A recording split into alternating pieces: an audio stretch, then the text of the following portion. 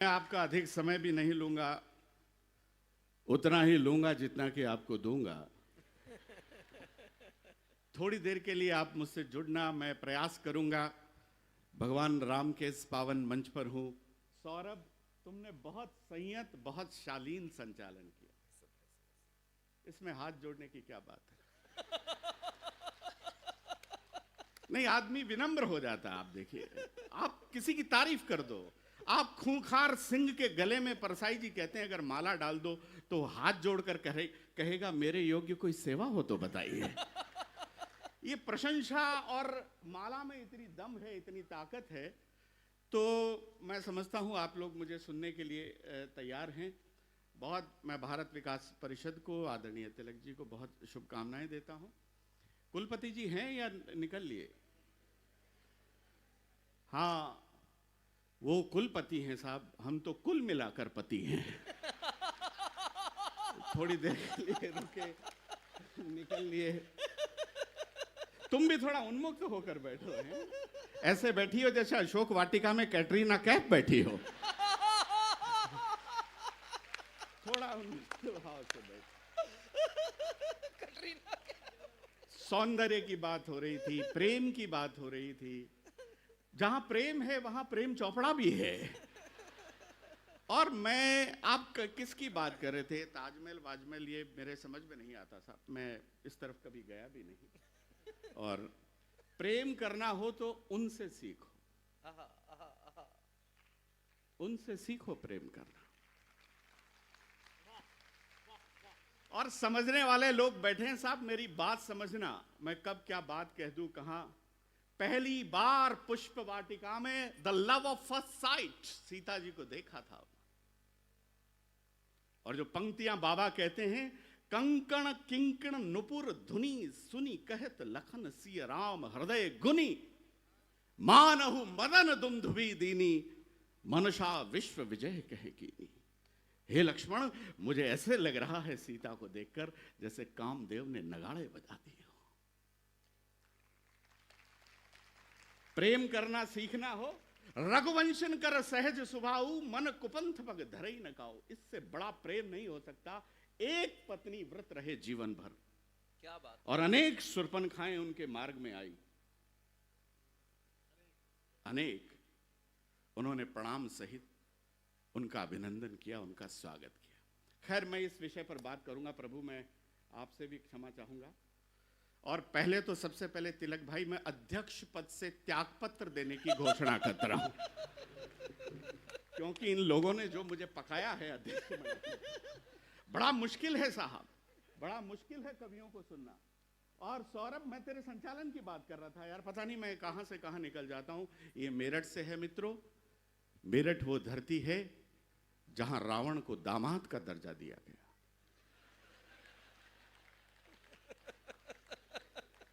मेरठ के अलावा अन्य स्थानों पर दामाद को रावण का दर्जा दिया जाता है।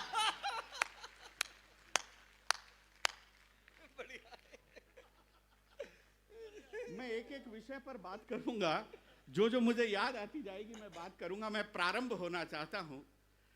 आप लोग एक बार मुझे बता दें कि आप सुनने के लिए तैयार हैं। मैं स्टार्ट होना चाहता हूं। भाई साहब, वाह वाह वाह वाह वाह। हाँ भाई साहब।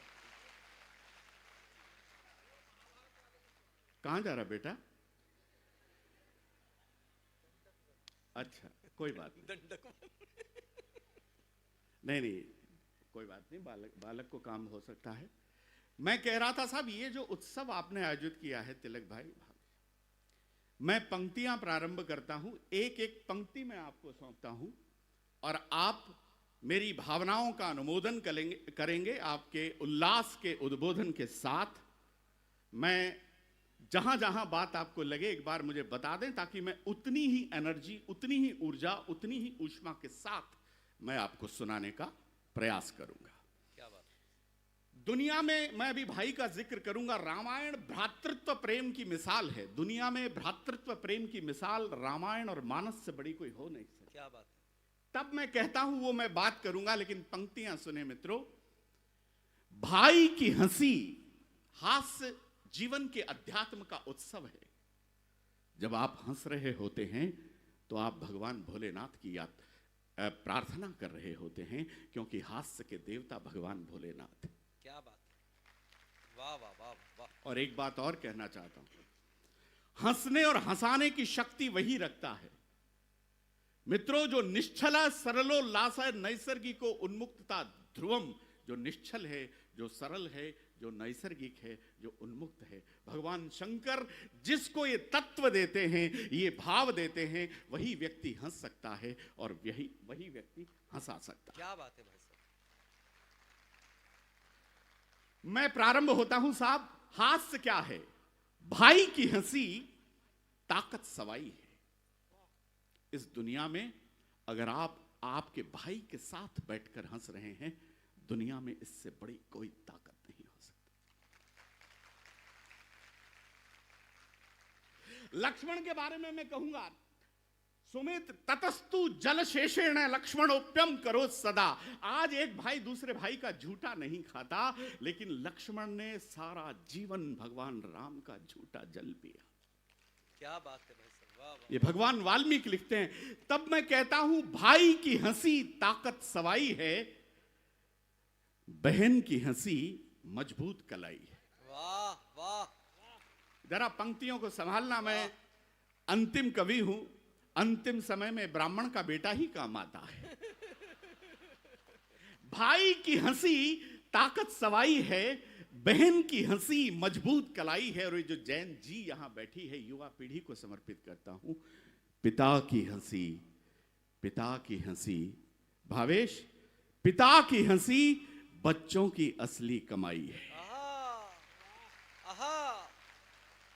और थोड़ा घनीभूत होना।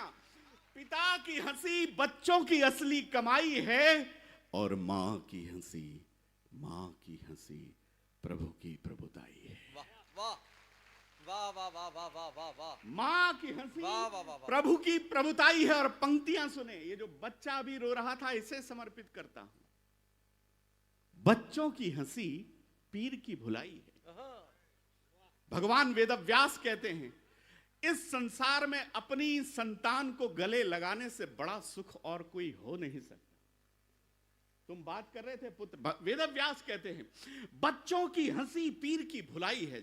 आप कितने भी थके मांदे अपने घर जाएं और आपका बालक आपके सामने मुस्कुराता हुआ आता है, तो आपकी सारी पीड़ा, आपकी सारी थकन तिरोहित हो जाती है। तब कहता हूं बच्चों की हंसी पीर की भुलाई है। और बेटियों के सम्मान में एक हास्य कवि इससे बड़ी बात नहीं कह सकता। आपको लगे तो एक एक श्रोता का अनुमोदन चाहूंगा। कृति मैं तुम्हें सौंपता हूं, तुम उदास होकर मत बैठो।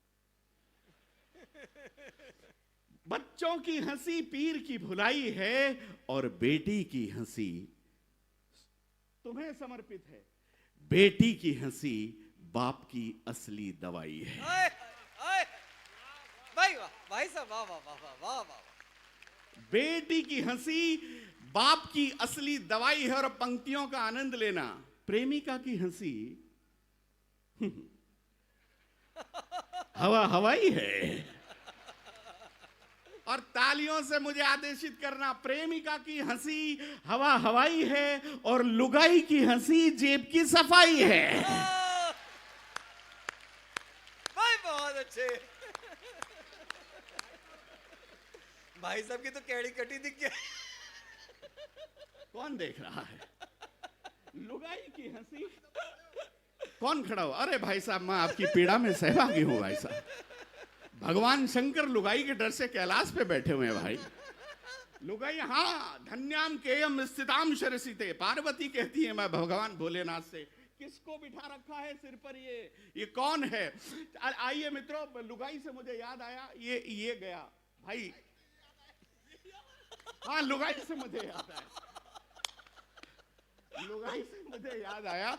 ये सौरभ गया एक बाबा जी के पास में, और बाबा जी से जाकर बोला, रे बाबा, बाबा घराड़ी बस में नहीं आती। कभी लोग इसे अन्यथा नहीं लेंगे। बाबा घराड़ी बस में नहीं आती। बाबा हिसार का था। बोले बेटा बस में नहीं आती तो कार में ला।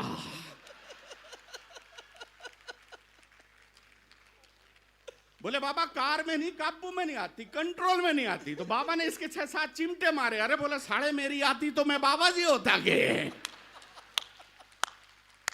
बहुत अच्छे। अच्छा, दोनों में संवाद आगे बढ़ता है, उस संवाद का आप लोग आनंद लेना। अरे बोले बाबा मुझे तो आज तक ये समझ में नहीं आया कि ये शादी क्या है, ये विवाह क्या है। ऐसी परिभाषा साहब मैं बताना चाहूंगा। मैं इस मंच का वो कवि हूं जिसे वर्ल्ड बुक ऑफ रिकॉर्ड में सम्मिलित किया गया है। मित्रों, 3 भाषाओं में मेरी पुस्तक हास्यम लास्यम प्रकाशित हुई। इन्होंने बताया नहीं साहब, इसके लिए मैं इनकी घोर निंदा करता हूं। अध्यक्ष पद से भी इस्तीफा दे, अध्यक्ष पद से इस्तीफा देता हूं। बोले बाबा मुझे तो आज तक ये समझ में नहीं आया कि ये शादी क्या है, विवाह क्या है, पंक्ति का आनंद लेना। बाबा बोले बेटा शादी 2 आत्माओं का मिलन है। एक रात 2 आत्माओं के मिलने के बाद सारी जिंदगी आत्मा परमात्मा से मिलने के लिए छटपटाती रहे। बहुत अच्छे। अरे बोले बाबा कहां बैठे थे आप लोग, मैं कहां ढूंढ रहा था। वाह। अरे बोले बाबा तू बाबा जी हो गया। अब बात पर आनंद लेना मित्रों। मैंने प्रयोग किया काव्येषु नाटकम रम्यम। मेरी कविता में आप लोग नाटकीयता का आनंद लेंगे। मैंने कहा अरे बाबा तू बाबा जी हो गया, अभी भी लुगाई पे ही अटका हुआ है क्या? अभी भी तू अपनी लुगाई को उतना ही प्रेम करता है? बाबा बोले उतना ही प्रेम करता हूं और भगवान से की प्रार्थना करता हूं, हे भगवान मेरी जैसी लुगाई सबको देना, सबको देना, सबको देना, और हिम्मत हो तो तू खुद भी रख के देखना। लुगाइयां लुगाइयां होती है। और पिछले दिनों तिलक भाई मेरी लुगाई बीमार हो गई थी। अब बीमार होते ही लुगाइयां बहुत भावुक हो जाती हैं साहब। फोर्टिस अस्पताल में एडमिट थी। मुझसे बोली भावुक होके, लगता है मैं जिंदा नहीं रहूंगी, पीछे से मेरे बच्चों का क्या होगा? मैं भारतीय पति प्रधान जी आपकी तरह आदर्शवादी पति।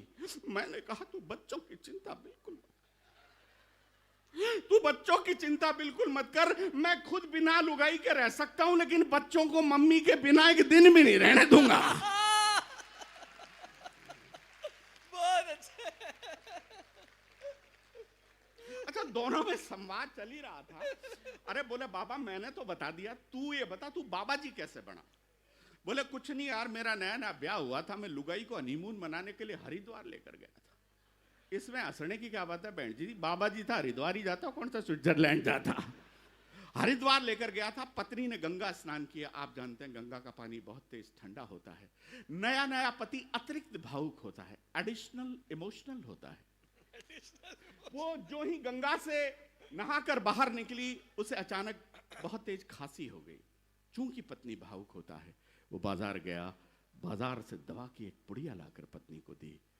थोड़ी देर बाद एक चमत्कार हुआ, पत्नी की खांसी और आवाज दोनों हमेशा के लिए साइलेंट मोड पर।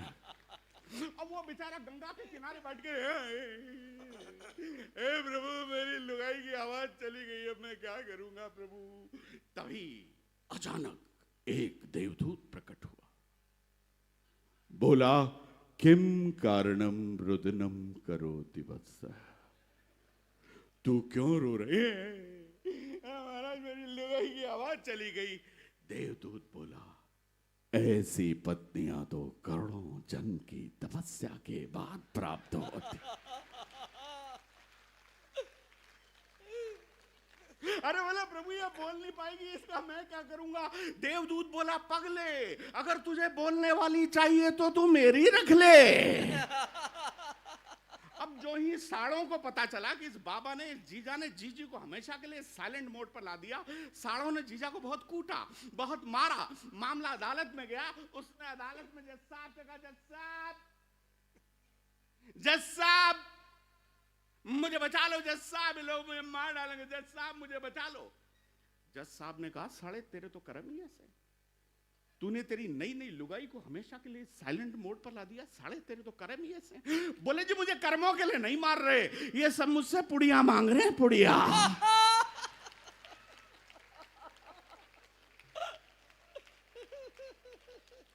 बोले पुड़िया मांग रहे हैं। जज साहब ने कहा यार तेरी लाइफ को तो बहुत खतरा है। जज साहब ने ऑर्डर दिया कि इसको कोर्ट के बगल वाले लॉकअप में बंद कर दिया जाए, कल हम खुद इसके बयान लेंगे। आप जो समझ रहे हैं वो बात बिल्कुल नहीं है साहब। दूसरे दिन जज साहब हाथ में गीता लेकर गए और बाबा से जाकर बोले, बाबा गीता पे हाथ रख के कसम खा जो कुछ कहेगा, सच के अलावा कुछ नहीं कहेगा। बाबा ने गीता पे हाथ रख के कसम खाई, जो कुछ कहूंगा, सच के अलावा कुछ नहीं कहूंगा। जज साहब बोले, एक पुड़िया और है क्या? जरा ताली वाली बजा दीजिए।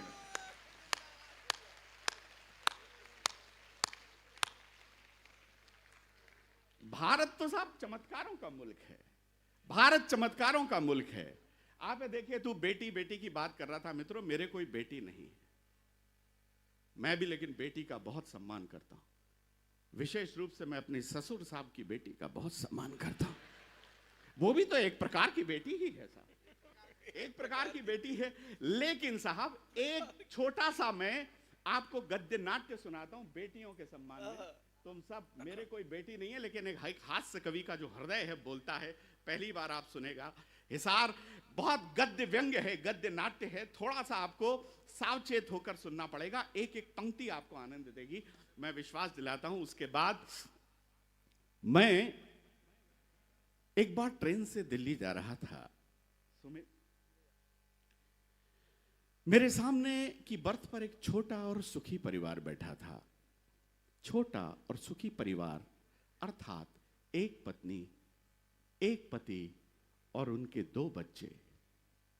हालांकि सामान्यतः भारतीय व्यक्ति की यही इच्छा होती है कि उसके 2 पत्नियां हो और 1 बच्चा हो।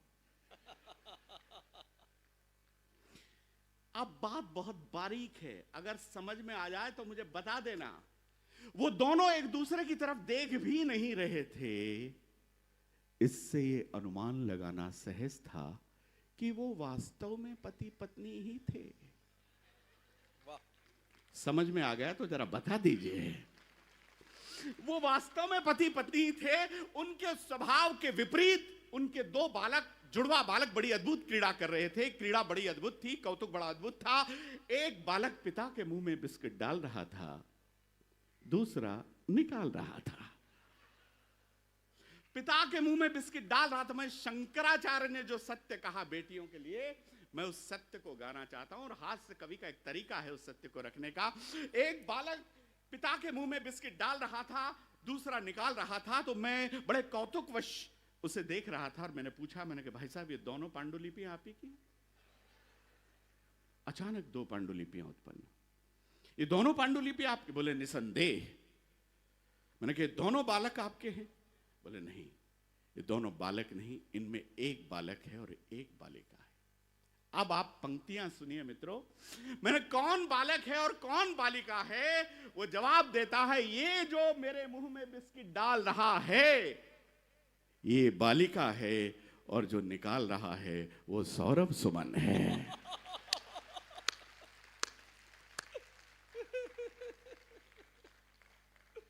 भारत तो चमत्कारों का मुल्क है। और आप कहते हैं साहब स्त्री के बारे में हम कितनी बात करें, तुम प्रेम के बारे में बात कर रही थी। मैं कहता हूं मित्रों, पहला प्रेम भारतीय व्यक्ति कभी नहीं भूलता जब तक कि उसे दूसरा नहीं मिल जाता। और मेरा दावा है डॉक्टर साहब, आपसे कहना चाहता हूं, प्रेम करने वाले को कभी भी हार्ट अटैक नहीं होता, क्योंकि उनका हार्ट हमेशा दूसरों के पास रहता है। प्रेम हमारे यहाँ अलग तरीके से किया जाता है साहब। मुझे याद आ रहा है, जैसे मैंने कहा भारत चमत्कारों का मुल्क है, ऐसे चमत्कार होते रहते हैं। लेकिन एक गद्य व्यंग सुना के फिर वो चमत्कार सुनाता हूँ, कैसे कैसे होते रहते हैं। हमारी माओ बहनों के बारे में कितना। और सबसे बड़ा उदाहरण है द्रौपदी का। पांडव 3 ही दिखे मुझे। हाँ, आ जाओ, ये चंड मुंड अपना रुंड लेकर इतनी रात को कहां से आ रहे हैं? हाँ, कोई बात नहीं, बैठ जाइए भाई साहब। अरे मैं वो बात कह दूंगा जो आज तक मंच पर नहीं कही गई। आप आज वो नहीं आई है जिनको आप ढूंढ रहे हो।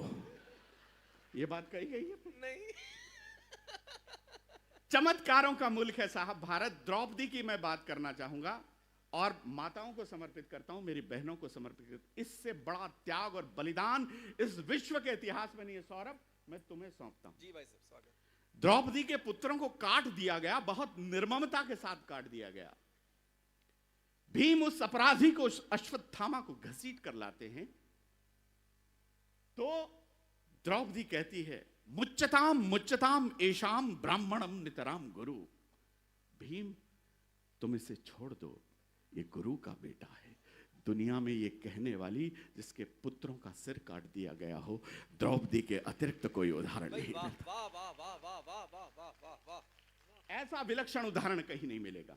और मैं बात करना चाहता हूं साहब, मैं चमत्कारों की बात कर रहा था, मुझे याद है पिछले दिनों साहब मैं कुंभ में गया। कुंभ में एक अद्भुत चमत्कार देखा। वहां एक बोर्ड लगा हुआ था, यहां 350 साल पुराने बाबा के दर्शन करें, मात्र 10 रुपए में। अब मेरे जिज्ञासा हुई, मैंने कहा 350 साल का आदमी कैसा होता है? तो मैंने 10 रुपए का टिकट लिया और अंदर जाकर गया, देखा ऐसा 40 साल का नौजवान धुनी रमाए हुए तपस्या कर रहा था। अच्छा, जो लोग इतना शानदार झूठ बोलते हैं, वो अपने आसपास में एटमॉस्फेयर भी ऐसा बना लेते हैं। वहां एक बरमूडा पहने हुआ लड़का घूम रहा था। मैंने उस लड़के को बुलाया और उससे पूछा, मैंने कहा, भाई साहब, आपको इनकी उम्र 350 साल नजर आती है? वो बोला, जी 100%। मैंने कहा, आप इतने दावे के साथ कैसे कह सकते हैं? बोले, जी 400 साल से तो इसे मैं देख रहा हूं। ऐसे ऐसे चमत्कार इस देश में हो सकते हैं साहब। अब पिछले दिनों में डैलस में था, डैलस यूएस में था, वहां रोजगार देने का एक नया तरीका इजाद हुआ साहब। वहां एक एम्प्लॉयमेंट बॉक्स होता है, उसमें आवेदन डाला जाता है, नीचे से रिजल्ट निकलता है तत्काल सिलेक्ट और रिजेक्ट का। एक तकनीकी पोस्ट के लिए विश्व के समस्त मेधावी विद्यार्थियों ने आवेदन किया। सबसे पहले आवेदन अमेरिका वाले ने डाला, नीचे से लिखा हुआ निकला रिजेक्ट। फिर आवेदन जापानी ने डाला, नीचे से लिखा हुआ निकला रिजेक्ट। फिर आवेदन पाकिस्तानी ने डाला, नीचे से लिखा हुआ निकला, कृपया फार्म ठीक से भरें। अब एक साहब मारवाड़ी आदमी, राजस्थानी आदमी, मस्त मौला आदमी बोला, अब की बार मैं ट्राई करके देखता हूं। तो पट्टे ने फार्म लिया, न फार्म भरा, न फोटो चिपकाई, न हस्ताक्षर किए, न डॉक्यूमेंट लगाए, फार्म को मोड़ा, बक्से में डाला, नीचे से रिजल्ट निकला, सेलेक्ट। और सारे लोग पागल हो गए, मान मिरेकल, मिरेकल मान, तुम कोई गॉड है, तुम कोई भगवान है, तुम ये चमत्कार कैसे किया? बात पर एक एक श्रोता की मस्ती चाहूंगा। तुम कोई भगवान है, तुम ये चमत्कार कैसे किया? बोले, कुछ नहीं, मैंने इंडियन टेक्निक का इस्तेमाल किया। तालियां तो अब बजाना मित्रों। बोले, कौन सा इंडियन टेक्निक है? बोले, कोई खास नहीं, फार्म के पीछे 500-500 के नोट लगा दिए थे। हम भ्रष्टाचार से लड़ने की बात करते हैं। भ्रष्टाचार, एक गद्य नाट्य पढ़ता हूं साहब आपको। संसार का पहला भ्रष्टाचार कहां से प्रारंभ हुआ? भारत विकास परिषद के सदन में पढ़ना चाहता हूं साहब। संसार का पहला भ्रष्टाचार पैदा हुआ सागर मंथन से। सागर को जब मथा गया तो उसमें से 14 रत्न निकले, धेनु, धनु, धनुवंतरी, अमीय, बाज, गजराज, श्री, रंभा, वारुणी, 14 रत्न निकले। जो 15वां और सप्लीमेंट्री रत्न था, वो था भ्रष्टाचार। अब सारी अच्छी अच्छी चीजें देवता ले उड़े, ये संसार का पहला भ्रष्टाचार है। सारी अच्छी अच्छी चीजें देवता ले उड़े, दैत्यों के हिस्से में केवल 3 चीजें आई, एक जहर, एक शराब, एक भ्रष्टाचार। भगवान राम के इस मंच पर बोलता हूं, दैत्य इन तीनों चीजों को लेकर भगवान भोलेनाथ के पास गए और भगवान भोलेनाथ से जाकर बोले, हे भोले, दारू पर तो हमारा कॉपीराइट है, ये दारू तो हम किसी को नहीं देंगे, लेकिन ये जो जहर है और ये जो भ्रष्टाचार है, इन दोनों में से आपको एक चीज लेनी पड़ेगी। भोलेनाथ कहते हैं, अगर मैं भ्रष्टाचार को भी अपने गले लगाऊं, इससे तो अच्छा मैं जहर पी जाऊं। भाई वाह वाह वाह वाह वाह भाई साहब, वाह वाह वाह। अगर मैं भ्रष्टाचार को भी अपने गले लगाऊं, इससे तो अच्छा मैं जहर पी जाऊं। भगवान भोलेनाथ ने भी भ्रष्टाचार लेने से इनकार कर दिया। अब बचा भ्रष्टाचार जो दैत्यों के हिस्से में आया।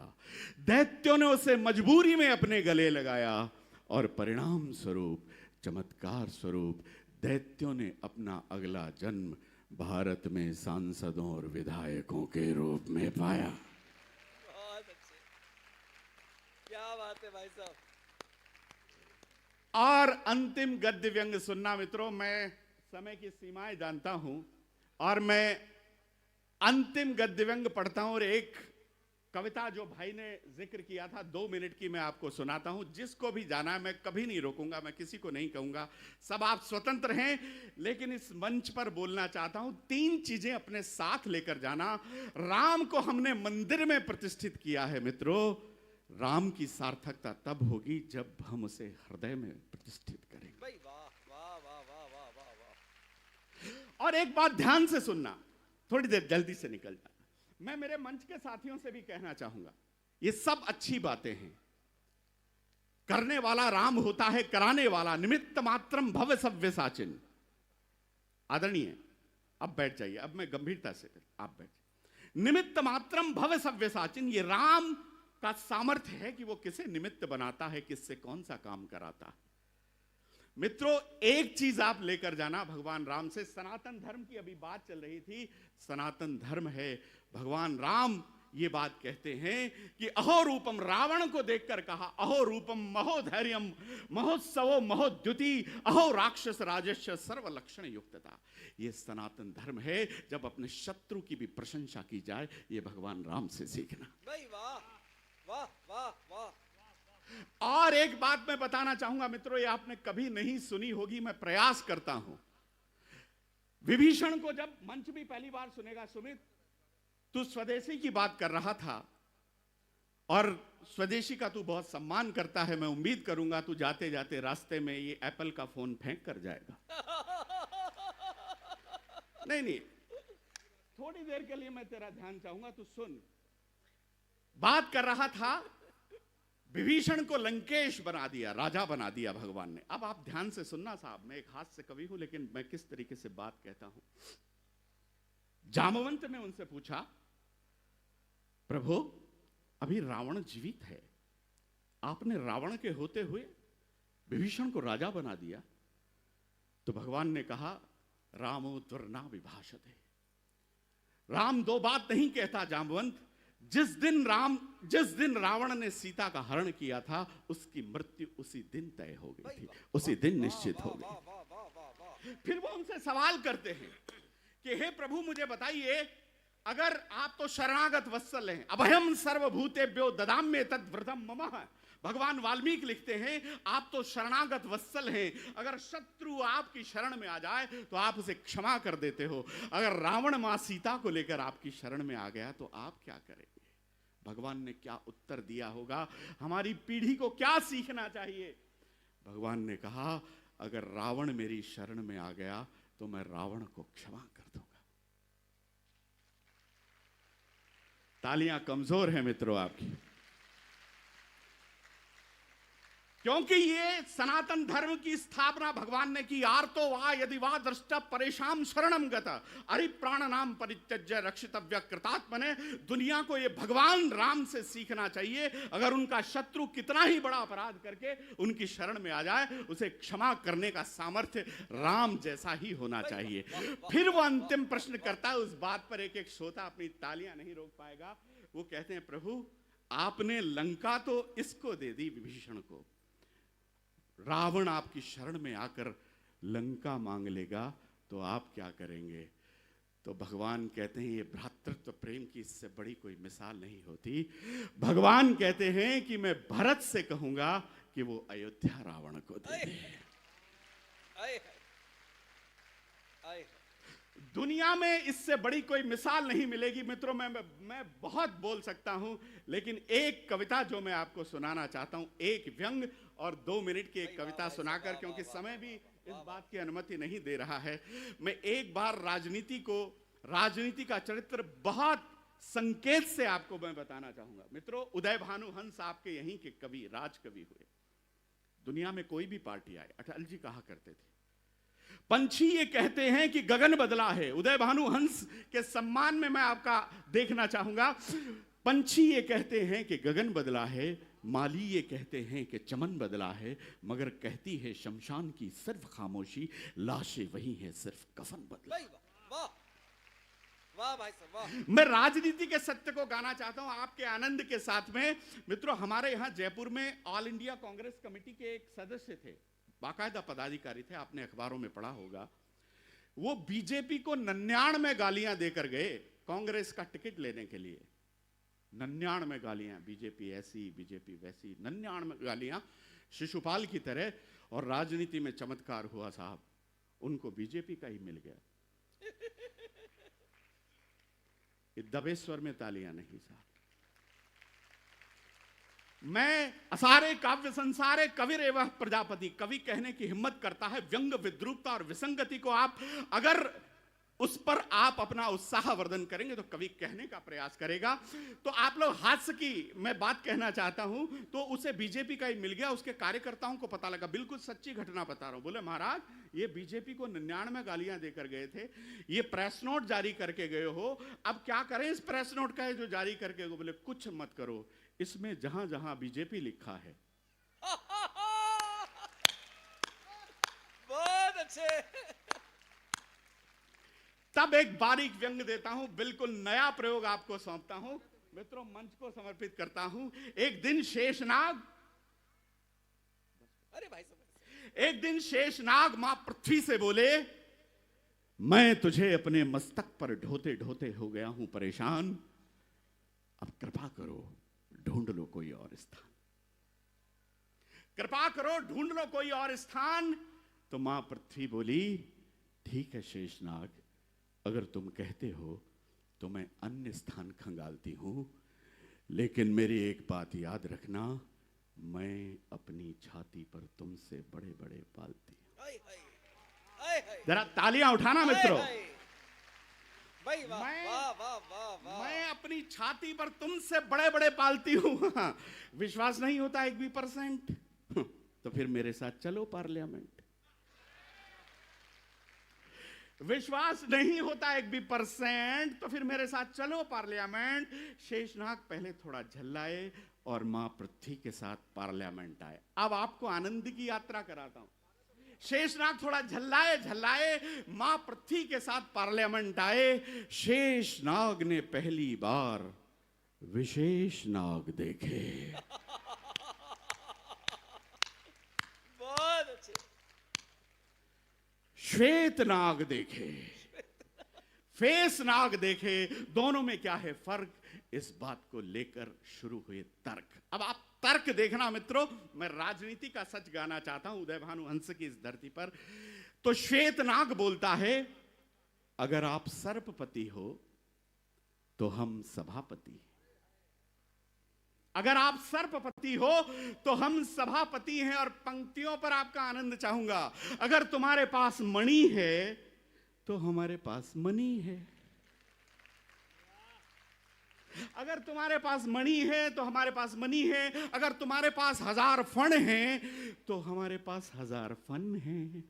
क्या बात है। तुम्हारे पास फुफकार है, हमारे पास चुनाव से पहले पुचकार है, बाद में फुफकार ही फुफकार है। तो श्वेतनाग बोला, बस करो,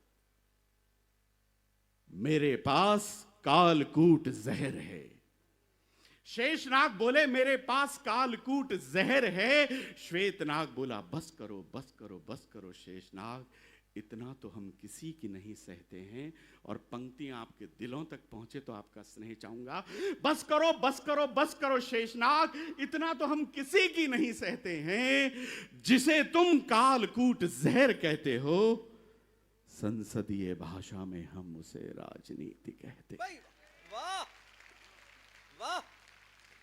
और अंतिम 2 मिनट मेरे साथ रहना, मैं वो सच गाना चाहता हूं भगवान राम के इस मंच पर। मित्रों, मां सरस्वती ने भी इस्तीफा दिया था। मैं शास्त्र पढ़कर बोलता हूं, ऐसे नहीं बोलता। ब्रह्मा जी को उन्होंने कहा था, ब्रह्मन विज्ञापयामि त्वाम साधिकार जिहासया, काव्य मीमांसा पढ़ना राजशेखर की, कि मैं रिजाइन करना चाहती हूं पितामह, मैं इस्तीफा देना चाहती हूं। क्यों? मां सरस्वती ने कहा, मैं अनर्थ, असत्य, अशुद्ध और अप्रिय नहीं देख सकती। हम मां सरस्वती के पुत्र हैं। समझना, मैं मंच का विशेष ध्यान चाहूंगा। तो मैं वो रचना मैं आपको सुना रहा हूं मित्रों, ये जो प्रकृति की बात वो भाई करके गए, मैं उस पर ये समाप्त करना चाहूंगा 2 मिनट के लिए। भाभी जी, अगर आपको ज्यादा भूख नहीं लगी हो कोई बात। बुभुक्षितम किम न करोति पापम, क्षीणा नरा निष्करुणा भवन्ति। ऐसा हो जाता है मित्रों, उस प्रकृति को सौंपता हूं। भगवान कृष्ण हरियाणा की धरती पर बोलता हूं। शास्त्र कहते हैं प्रकृत्यैव सर्व कर्माणि क्रियमाणानि सर्वशः यः पश्यति तथात्मानम् अकर्ता हमेश पश्यति।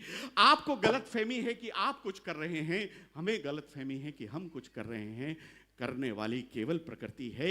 ये सारे कर्म हैं, प्रकृति के निमित्त हैं, प्रकृति के द्वारा हैं, प्रकृति से प्रेरित हैं, प्रकृति के लिए। तब हरियाणा की इस धरती पर हरि की वाणी को मैं बोलना चाहता हूं, अपने मन पर छाप कर लेकर जाना, एक एक शब्द की यात्रा करना। मात्र 1.5 मिनट की मैं कविता सुनाता हूं, आपकी एक बार जोरदार तालियां बजाकर। अद्भुत भाई साहब, वाह वाह वाह वाह। आप कितना भी झूठ बोले मित्रों, ये शून्य, ये ब्रह्मांड, ये निर्वात आपको वही लौटाता है जो आप इसे दे रहे हैं। आप सत्य देंगे तो आपको सत्य मिलेगा, आप असत्य देंगे तो आपको असत्य मिलेगा। तब भगवान कहते हैं जी हां, मैं प्रकृति हूं, मैं सत्यम शिवम और सुंदरम का रूप हूं। मैं सत्यम शिवम और सुंदरम का रूप हूं, व्यक्त जो उद्गार गीता में किए हैं, मैं सर्वथा उस भाव के अनुरूप। जरा उठाना मित्रों पंक्तियां। प्रकृति क्या कहती है? धर्म कर्म व्रत नेम सब मेरे लिए हैं, ये गुण तत्व और सब सत्व भी मेरे दिए हैं। मैं ही पालक, मैं ही पोषक, मैं ही करता, मैं नियामक, मैं नियंता, मैं ही हरता। फिर क्यों अस्तित्व मेरा भूल जाता, आदमी मुझ पर नहीं विश्वास करता। प्रकृति ने हमें क्या क्या दिया मित्रों? मेघ गर्जनों बिजुरियां घन घटाएं, पंक्तियां साथ। मेघ गर्जनों बिजुरियां घन घटाएं, प्राणवायु और ये सुरभित हवाएं, ये गगन पाताल और दशियों दिशाएं, राम और श्री कृष्ण की पावन कथाएं। इस सृष्टि का कण कण तुम्हें मैंने दिया है, इस सृष्टि का कण कण तुम्हें मैंने दिया है। और अपने हाथ खोलना मित्रों, इस सृष्टि का कण कण तुम्हें मैंने दिया है। अपने अंतस पर टिकाकर हाथ बोलो, क्या कभी अभिव्यक्त तुमने मेरा आभार भी किया? क्या बात भाई साहब, वाह वाह वाह। अपने अंतस पर टिकाकर हाथ बोलो, क्या कभी अभिव्यक्त तुमने मेरा आभार भी किया है? और अंतिम पंक्तियां, तुमने मुझे बदले में इसके क्या दिया है? तुमने मुझे बदले में इसके क्या दिया है? मंच जागृत हो। तुमने मुझे बदले में इसके क्या दिया है? ये कलुष, ये कालिक, ये कुविचारों का प्रदूषण, ये दुष्कर्म दुराचरण के महनीय भूषण, टूटते गिरते बिखरते भावनाओं के हिमालय, ये दरकते, ये चटकते, ये खटकते संबंधों के शिवालय। अब तो प्रकृति और पुरुष के संबंध भी खंडित किए हैं, अब प्राकृतिक कुकृत्य महिमा मंडित किए हैं। क्षण क्षण मूल्यों के क्षरण का दंड दूंगी, दंड भी प्रलंकर सा प्रचंड दूंगी। तुम सोचते हो सोच अपनी तोड़ दूंगी। और पंक्तियों पर हाथ खोलना मित्रों, तुमने मुझे छोड़ा जो तुम्हें मैं छोड़ दूंगी, तुमने मुझे छोड़ा जो तुम्हें मैं छोड़ दूंगी। हर जलन को मशाल करते रहो, आहटों से सवाल करते रहो, घुट घुट कर न मर जाएं कहीं, आदमी का ख्याल करते रहो। बहुत बहुत धन्यवाद, नमस्कार।